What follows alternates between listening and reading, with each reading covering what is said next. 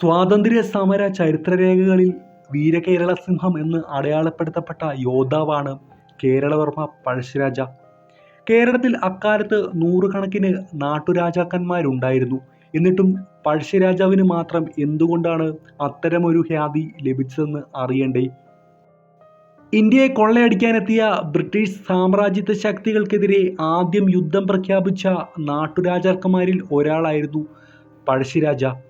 ബ്രിട്ടീഷുകാർക്കെതിരെ വർഷങ്ങളോളം അദ്ദേഹം നടത്തിയ ചെറുത്തുനിൽപ്പും പോരാട്ടവും പരിഗണിച്ചാണ് വീരകേരള സിംഹം എന്ന് പഴശ്ശിരാജാവിനെ ചരിത്രരേഖകളിൽ രേഖപ്പെടുത്തിയത്. വെള്ളക്കാർ ഏറ്റവും ഭയന്നിരുന്ന നാട്ടുരാജാവ് കൂടിയായിരുന്നു അദ്ദേഹം. തന്നിൽ നിന്ന് ബ്രിട്ടീഷുകാർ കൈയടക്കിയ അധികാരം തിരിച്ചു പിടിക്കാനും കേരള മണ്ണിൻ്റെ സ്വാതന്ത്ര്യത്തിനും കൂടി വേണ്ടിയായിരുന്നു പഴശ്ശിരാജാവ് പോരാടിയത്. 1753 ജനുവരി 3 കോട്ടയം രാജകുടുംബത്തിലായിരുന്നു കേരളവർമ്മ പഴശ്ശിരാജയുടെ ജനനം.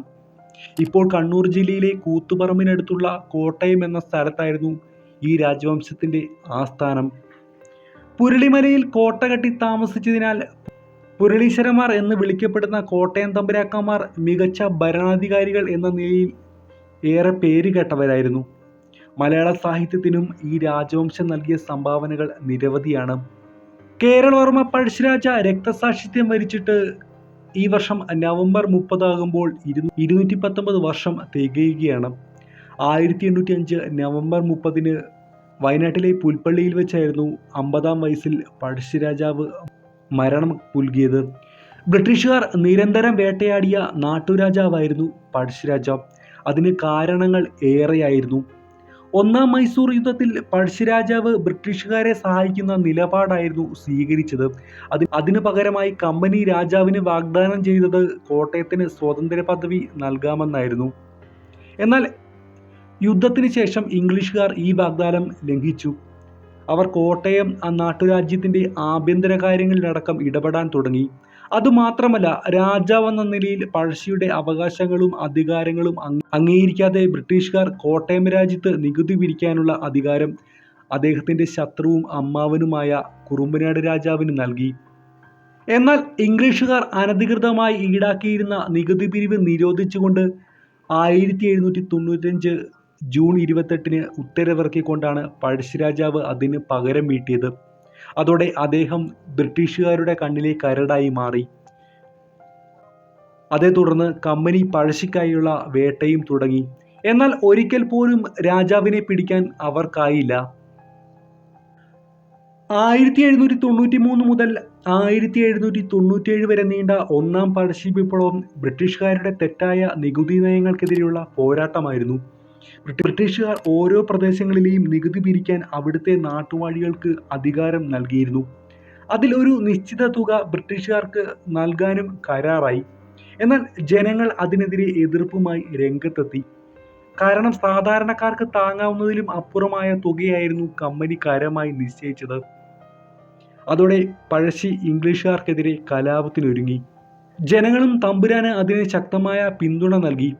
1795 ജൂൺ 28 എല്ലാ നികുതി പിരിവുകളും രാജാവ് നിരോധിക്കുകയും കമ്പനിയെ വകവയ്ക്കാതെ ഭരിക്കുകയും ചെയ്തു.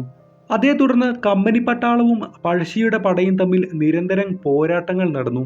ഒടുവിൽ ബോംബെ ഗവർണറായിരുന്ന ജോനാഥൻ മലബാറിലെത്തി ചിറക്കൽ രാജാവിൻ്റെ മധ്യസ്ഥതയിൽ ഇരു കൂട്ടരും തമ്മിൽ താൽക്കാലിക ഒത്തുതീർപ്പുണ്ടാക്കി. യുദ്ധവിരുദ്ധ കരാർ പ്രകാരം കുറുമ്പനാട് രാജാവിൻ്റെ നികുതി പിരിക്കാനുള്ള അവകാശം റദ്ദാക്കി.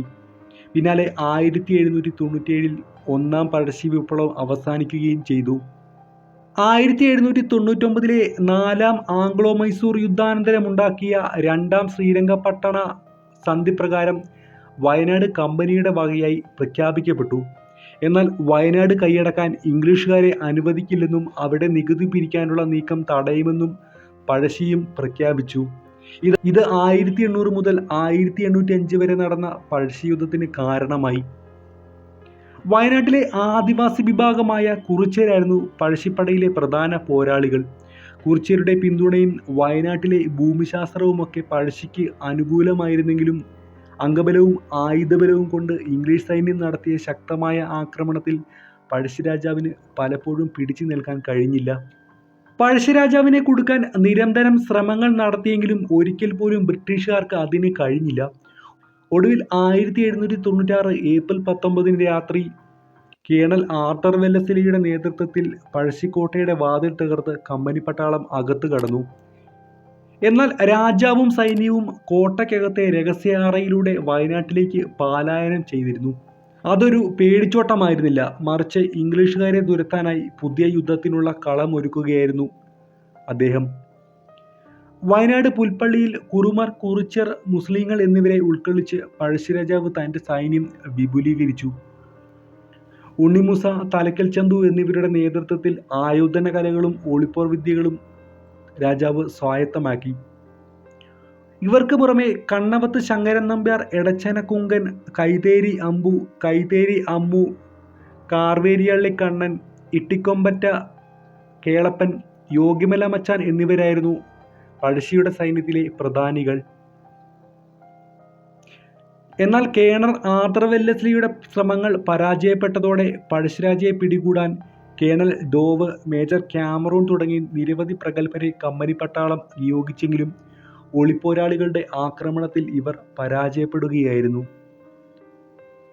നീണ്ട 9 വർഷമാണ് കമ്പനി പട്ടാളം പഴശ്ശിരാജാവിന് മുന്നിൽ പരാജയമറിഞ്ഞത്. ഒടുവിൽ തലശ്ശേരി സബ് കളക്ടറായി ചുമതലയേറ്റ തോമസ് ഹാർവേ ബാബർ പഴശ്ശിയെ പിടികൂടാനായി കളത്തിലിറങ്ങി. തോമസ് ഹാർവർ സൈന്യത്തിൻ്റെ നേതൃത്വവും ഏറ്റെടുത്തു. പഴശ്ശിയെ പിടിക്കാനായി നാട്ടുകാരിൽ നിന്ന് തിരഞ്ഞെടുത്ത 1600 പേർ അടങ്ങിയ അർദ്ധസൈനിക വിഭാഗത്തെയും ബാബർ നിയോഗിച്ചു. കൂടെ ഒരു ഉത്തരവുമിറക്കി. പഴശ്ശിരാജ, ബന്ധുക്കളും സഹായികളുമായ വീരവർമ്മ രാജാവ്, രവിവർമ്മരാജ, പ്രധാന പടയാളികൾ എന്നിവരെ പിടിച്ചു കൊടുക്കുന്നവർക്ക് 8333 പഗോഡ വാഗ്ദാനം ചെയ്തുകൊണ്ടുള്ളതായിരുന്നു ഉത്തരവ്. പക്ഷേ പഴശ്ശിരാജാവിനെ ഒറ്റിക്കൊടുക്കാൻ അദ്ദേഹത്തിൻ്റെ പ്രജകൾ തയ്യാറായില്ല. ബാബർ ഒളിത്താവളം മനസ്സിലാക്കിയതോടെ പഴശ്ശിരാജയും ഏതാനും പേരും പുൽപ്പള്ളിയിൽ മാവിലാത്തോട്ടിൻ്റെ മറുകരയിലേക്ക് താൽക്കാലികമായി പാലം നിർമ്മിച്ച് പലായനം ചെയ്തു. 1805 നവംബർ 29 ബാബറും സമൂഹവും മാവിലാത്തോട്ടിൻ്റെ കരയിലെത്തി പാലം നിർമ്മിച്ച് അടുത്ത ദിവസം തോടിൻ്റെ മറുകരയിലെത്തി. ഇവർ മാവിലാത്തോടിൻ്റെ മറുകരയിലെത്തിയപ്പോൾ കണ്ടത് പഴശ്ശിയുടെ ചേതനയേറ്റ ശരീരമായിരുന്നുവെന്നാണ് പറയപ്പെടുന്നത്. പഴശ്ശിരാജാവിൻ്റെ രാജ്യസ്നേഹം മനസ്സിലാക്കിയ ബാബർ രാജോചിത ബഹുമതികളോടെ രാജാവിൻ്റെ ഭൗതിക ശരീരം മാനന്തവാടിയിൽ സംസ്കരിച്ചു. പഴശ്ശിരാജാവിനോടുള്ള ബ്രിട്ടീഷുകാരുടെ ഒടുങ്ങാത്ത പക കാരണം പഴശ്ശിയിലുള്ള കൊട്ടാരം ഇടിച്ചു നിരപ്പാക്കി കമ്പനിപ്പട്ടാളം മട്ടന്നൂർ തലശ്ശേരി റോഡ് പണിതു. പഴശ്ശിരാജാവ് എങ്ങനെ മരിച്ചുവെന്നതിൽ 2 തരത്തിലുള്ള ചരിത്ര വ്യാഖ്യാനങ്ങളുണ്ട്. ഒന്ന്, ഇംഗ്ലീഷുകാർക്ക് കീഴ്പ്പെടേണ്ടി വരുമെന്ന് വന്നതോടെ അദ്ദേഹം തൻ്റെ ഇടതു കൈവിരലിലെ മോതിരത്തിൽ നിന്ന് വൈരക്കല്ല് പൊട്ടിച്ചു വിഴുങ്ങി മരണം വരിച്ചെന്നും മറ്റൊന്ന്, ഒറ്റുകാരുടെ ചതിയിൽപ്പെട്ട് കമ്പനി പട്ടാളത്തിൻ്റെ വെടിയേറ്റ് വീരമൃത്യു വരിച്ചെന്നുമാണ്. പഴശ്ശിരാജാവിൻ്റെ സ്മരണാർത്ഥം കണ്ണൂർ ജില്ലയിലെ മട്ടന്നൂരിനടുത്തുള്ള പഴശ്ശിയിൽ സ്ഥാപിച്ച പഴശ്ശി സ്മൃതി മന്ദിരം മട്ടന്നൂർ നഗരസഭ 2014 നവംബർ 30 പഴശ്ശിരാജാവിൻ്റെ ചരമദിനത്തിൽ നാടിന് സമർപ്പിച്ചു. കേരള സിംഹത്തിൻ്റെ ജീവചരിത്രമടങ്ങിയ ലേഖനങ്ങളും ഛായാചിത്രവുമൊക്കെയാണ് സ്മൃതി മന്ദിരത്തിനുള്ളിലുള്ളത്. അതേസമയം പഴശ്ശിയുടെ ശവകുടീരം സ്ഥിതി ചെയ്യുന്നത് വയനാട് ജില്ലയിലെ മാനന്തവാടിയിലാണ്. 1980 സംസ്ഥാന പുരാവസ്തു വകുപ്പ് പഴശ്ശിക്കുടീരം സംരക്ഷിത സ്മാരകമായി പ്രഖ്യാപിച്ചിരുന്നു.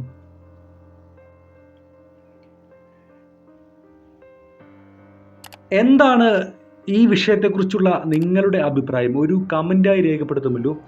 ഈ വീഡിയോ ഇഷ്ടമായെങ്കിൽ തീർച്ചയായും ലൈക്ക് ചെയ്യുമല്ലോ. ഈ വീഡിയോയുടെ അറിവ് നിങ്ങളുടെ കൂട്ടുകാരിലേക്ക് ഷെയർ ചെയ്യുമല്ലോ. ഇത്തരം വീഡിയോസ് നിങ്ങളുടെ മൊബൈലിൽ നോട്ടിഫിക്കേഷനായി ലഭിക്കുവാൻ ഈ ചാനൽ സബ്സ്ക്രൈബ് ചെയ്യുമല്ലോ. അടുത്ത തവണ മറ്റൊരു കണ്ടന്റുമായി അടുത്ത വീഡിയോയിൽ കാണുന്നവരെ ഗുഡ് ബൈ.